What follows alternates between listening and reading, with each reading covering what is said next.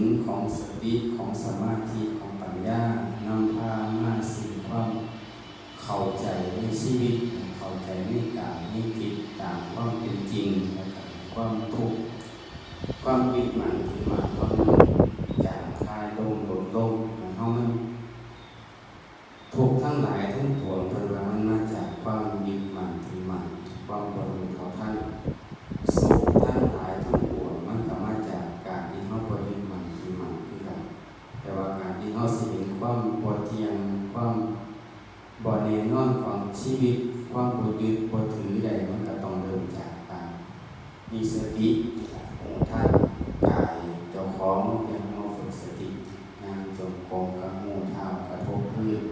ที่มันสัมผัสไปมากยกมือสามจังหวะกับหูมือเป็นจังหวะคณะไปอยู่กับปัจจุบันเนี่ยรู้สึกโตถึงว่ามันสิรู้ตื่นรู้ตัวทั่วพร้อมแต่ว่ามันก็บ่ได้รู้ตลอดมันก็สิเผลอแน่ก็เป็นธรรมดามันเขาเป็นหยังก็เผลอกระเทิบไม่รู้ไม่ก็สินะมันสิมาซอยได้มีสติจังพอเวลาอันบ่มีสติมันก็สิเข้าไปในความคิด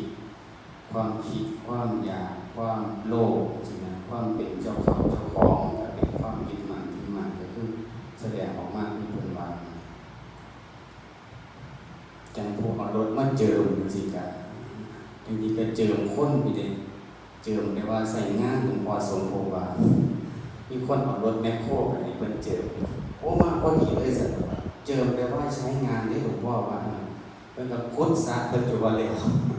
หลวงพ่อสมภพเจิมรถเฮาไปเข้าใจว่าเจิมรถต้องจริงต้องเจิมคนเนี่ย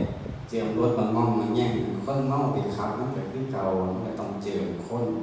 แต่ว่ามันก็ธรรมดามันสิผิดพลาดอันนี้แน่คนจะตกใจเด้เคยขับรถตะไปนัดขับนะขาดมาในมันสิตกนี่ก็เป็นธรรมดามองนี่แง่หลายมองไปคนว่าโสบ่ดีเนาะจังซั่นจังซี่อะไรคนก็สิเป็นมันคนความจริงมันอาจสิคอมันอาจสิหนักปานนั้นได้เนาะนะจังหวะชีวิตแต่ว่าอาศัยบุญเฮาได้เฮ็ดได้สร้างมามันก็เลยเป็นสำนั้นไปอย่าไปคิดอีหยังหลายก็เริ่มไม่หัดไม่คือจังเอาย่างจงกรมล่ะคือง่วงบ่ตายอยากสิย่างดีๆคือพระเจ้าบ่ได้คือคิดหลายแท้คือหนักแท้มันก็บ่ได้เป็นตลอดมันก็ค่อยรู้สึกตัวไปอยู่กับปัจจุบันไปอยู่กับมือไปอยู่กับเท้าไปเริ่มเพิ่มสติขึ้นเรื่อยๆความคิดความเบื่อความง่วงความยึดมั่นถือมั่นมันก็สิค่อยๆลดลง